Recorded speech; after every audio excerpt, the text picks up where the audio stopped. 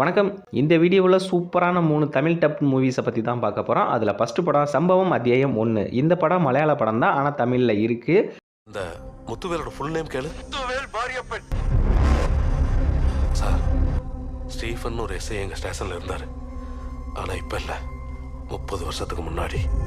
இந்த படத்துக்கு IMDb rating 7.3 கொடுத்துருக்காங்க அவுட் ஆஃப் 10க்கு. இது எந்த ஓடிடி தளத்தில் இருக்குது அப்படின்னு பார்த்தோம்னா ஜியோ ஹாட்ஸ்டாரில் தமிழ் டப்பில் அவைலபிளாக இருக்குது. நீங்கள் தாராளமாக ட்ரை பண்ணி பாருங்கள்.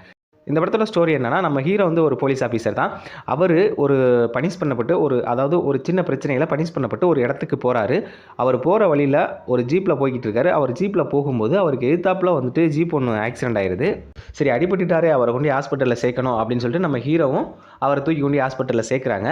அடிப்பட்டவரோட கையில் ஒரு வாக்கி டாக்கி இருக்குது, வயர்லெஸ் வாக்கி டாக்கி இருக்குது. அந்த வயர்லெஸ் வாக்கி டாக்கியில் ஒருத்தவங்க பேசுகிறாங்க. என்ன பேசுகிறாங்க அப்படின்னு பார்த்தோம்னா, நான் கால் அடிபட்டு இந்த மாதிரி ஒரு பெரிய காட்டுக்குள்ளே இருக்கேன், என்னை வந்து யாராச்சும் காப்பாற்றுங்க, நான் ஒரு போலீஸ் டிபார்ட்மெண்ட்டை சேர்ந்த ஆள் தான் அப்படின்னு சொல்லிட்டு பேசுகிறாங்க. ஏன்னா நம்ம ஹீரோவும் ஒரு போலீஸ் ஆஃபீஸர் தானே, எப்படியா இருந்தால் நம்ம ஆள், நம்ம போயிட்டு உள்ளே போய்ட்டு அந்த காட்டுக்குள்ளே போயிட்டு அவரை காப்பாற்றலாம் அப்படின்னு சொல்லிட்டு உள்ளே போகிறாங்க. அந்த காட்டுக்குள்ளே உள்ளே போகிறாங்க. அதுக்கப்புறம் அவங்களே எதிர்பார்க்காத சில விஷயங்கள் நடக்கும். நம்மளே எதிர்பார்க்காத சில விஷயங்கள் நடக்கும். படம் உண்மையிலே செம ஒர்த்தான படம். நீங்கள் தாராளமாக ட்ரை பண்ணி பாருங்கள். ரெண்டாவது படம் ஈக்குவேஷன் 2. இந்த படம் 2018 தான் ரிலீஸ் ஆனிச்சு. இதுக்கு ஃபஸ்ட்டு பார்ட்டும் இருக்குது. நீங்கள் ஃபஸ்ட்டு பார்ட்டை பார்த்துட்டும் பார்க்கலாம், இல்லை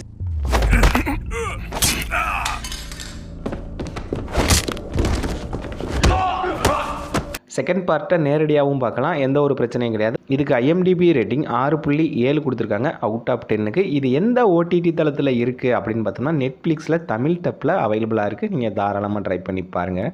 இந்த படத்தோட ஸ்டோரி என்ன அப்படின்னு பார்த்தோம்னா, நம்ம ஹீரோ வந்து ஒரு ரிட்டையர்ட் ஆஃபீஸர். நம்ம ஹீரோ வந்து எந்த ஒரு பிரச்சனையும் எனக்கு வேணாம், நான் வந்து தனியாகவே வாழ்ந்துடுறேன் அப்படின்னு சொல்லிட்டு ஒரு கார் ஒன்று வாங்கிட்டு டிரைவராக மாறிடுறாப்புல. எங்கெங்கே பேசஞ்சர்லாம் போகிறாங்களோ அவங்களெல்லாம் ஏற்றி கொண்டு இறக்கிட்டு அவர் வந்து தனியாக தான் இருக்கார். ஆனால் இப்படி போய்கிட்டு இருக்கும்போது நம்ம ஹீரோவோட ஃப்ரெண்டை வந்துட்டு மர்மமான முறையில் கொலை செய்யப்படுறாங்க. அதுக்கப்புறம் நம்ம ஹீரோ வந்து உள்ளே இறங்கி இன்வெஸ்டிகேஷன் பண்ண ஆரம்பிக்கிறாரு. அதுக்கப்புறம் நம்ம ஹீரோவோட ஃப்ரெண்டை யார் கொலை பண்ணாங்க, அவர் கண்டுபிடிச்சாரா இல்லையா அப்படிங்கிற மாதிரி தான் படம் மூவ் ஆகும். படம் ஆக்ஷன் த்ரில்லர் மூவி அப்படின்னு சொல்லுவோம்ல, அது இதுக்கு தான் சேரும். ஆக்ஷன்லாம் பயங்கரமாக இருக்கும். நான் கூட ஸ்டார்டிங்கில் என்னடா இருக்க போகுது அப்படின்னு சொல்லிட்டு தான் பார்த்தேன். ஆனால் உண்மையிலே செம்ம ஒருத்தான படம். நீங்கள் தாராளமாக ட்ரை பண்ணி பாருங்கள். இந்த படம் நல்லா தான் இருக்குது. மூணாவது படம் தி வில்லேஜ். இந்த படம் 2004 தான் ரிலீஸ் ஆனிச்சு. இதுக்கு IMDb ரேட்டிங் வந்து 6.6 கொடுத்துருக்காங்க அவுட் ஆஃப் 10க்கு.